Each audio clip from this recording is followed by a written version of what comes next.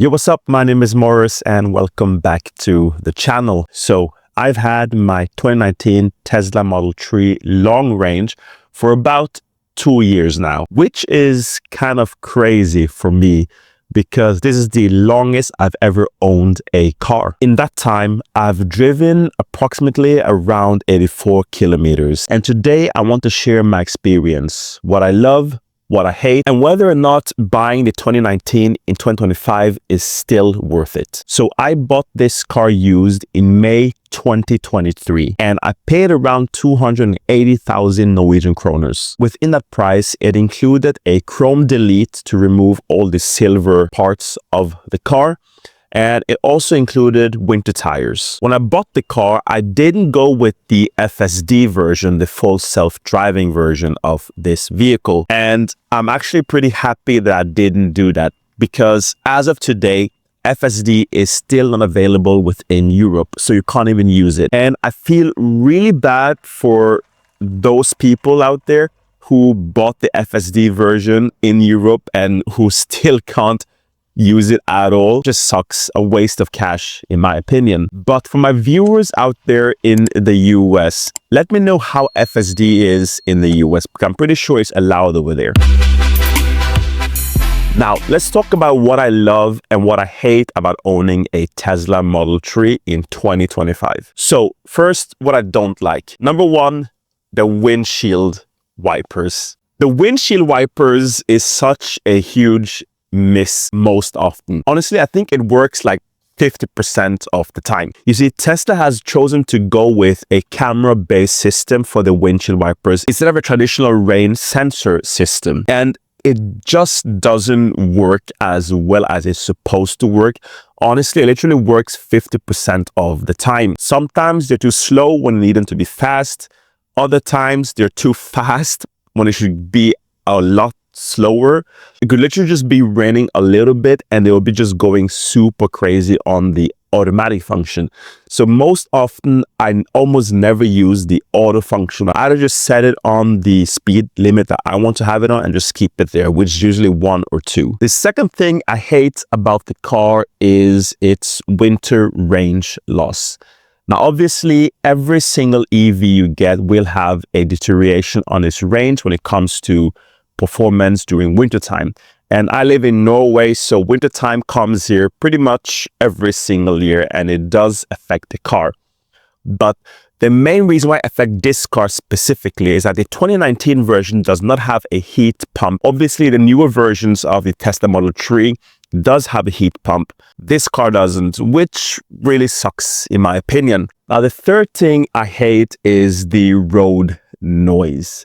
You see, the 2019 version I have doesn't have the double-sided windows, so it's only a one single panel window, which means there is a bit of road noise and road debris sound when you're driving, which can be a bit tiresome, especially if you've experienced sitting in a car, the newer models of Tesla, where you literally can't hear almost anything outside your vehicle. So when you're moving around like 70 kilometers per hour, you really tend to then start to hear the road debris and road noise outside the car. The final thing I am a bit mixed on when it comes to Tesla in general is that they have a super over-reliance on the touchscreen. Literally everything you want to do within this car needs to be done with the touchscreen. Especially with the newer models, even to hit the drive and reverse, it's on the touchscreen. Now, it does take a time to get used to, and once you get used to it, it does feel okay.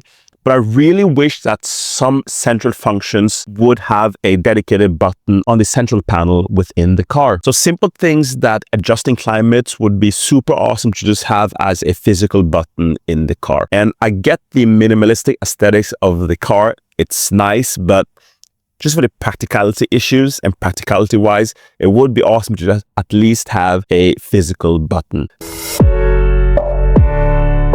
Now, what do I love about owning this Tesla Model 3 from 2019? Well, firstly, it has to be the interior design and its quality. I have the black leather seats, and for me, they're still super easy to clean. All I use is a damp cloth and just wipe them off every single time whenever I need it. And other than being super neat to look at, it's also super comfortable to sit on as well, which is fantastic. I mean, when you're driving a car, you need to feel relaxed and good, and the seats in Tesla is awesome. The fact that you can actually then set your driver profile and have multiple driver profiles within the car, so whenever you enter your Tesla, it recognizes whether it's you driving the car or your partner driving the car, which is just fantastic. My second favorite thing about owning a Tesla has to be the instant acceleration. This car does around 0 to 60 within 4.4 seconds, which is absolutely insane. And being able to switch between either driving the chill mode or sports mode is just fantastic. When I put this car in a sports mode and just hit the gas, I just fly away, and it just feels great every single time. And the thing that is an electric car is just super amazing. And then obviously we have one pedal driving. Once you get used to regen braking, it's so fantastic that you won't really want to go back. All you have to do is just lift your foot off the accelerator and the car slows down. Put your foot on the accelerator again and the car speeds up. And using regen braking even feeds the car more energy, making it more energy efficient to use. And it makes driving just a seamless process as well. Then we have autopilot.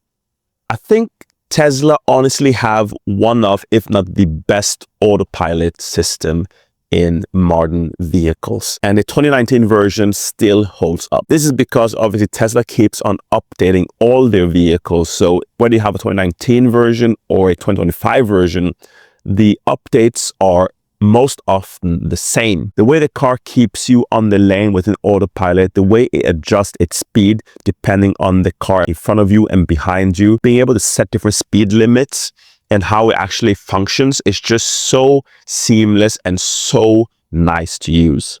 And it makes driving long road trips to be so simple when you just want to just relax and just sit back and enjoy the view. And obviously, newer cars are catching up to Tesla when it comes to the autopilot function. But I really think that Tesla just has really nailed these aspects of the car. Let's talk about the supercharging network. Now, personally, I charge my car most often at home, but the supercharging network is such a clutch thing when you're traveling on those long distance road trips. Especially living in Europe, in Norway, there are Tesla superchargers scattered every single where. And in theory, you could actually own a Tesla without having a home charger because there are literally superchargers everywhere in every single corner. But the best thing about superchargers is that you're driving somewhere far, you can just plan your route on where you're heading, and Tesla will literally pinpoint all the supercharging networks close to your destination. And you can then see how long you have to charge and be there. And using the thing is so simple. You just go there, you plug in the car with the charger, and then you're done, and that's it. And this then brings me into the cost of actually owning a Tesla Model 3. This thing is so cheap. As I mentioned previously, I charge my car at home, which sets me around 1,000 Norwegian kroners per month for just charging the car every single day to 80%. I only charge it to 100% when I'm like going for those long road trips, which is not that often. So most day-to-day activities, I'm charging it to like 80% every single day. And even on supercharging the car, sometimes it's still super cheap compared to the gasoline vehicles.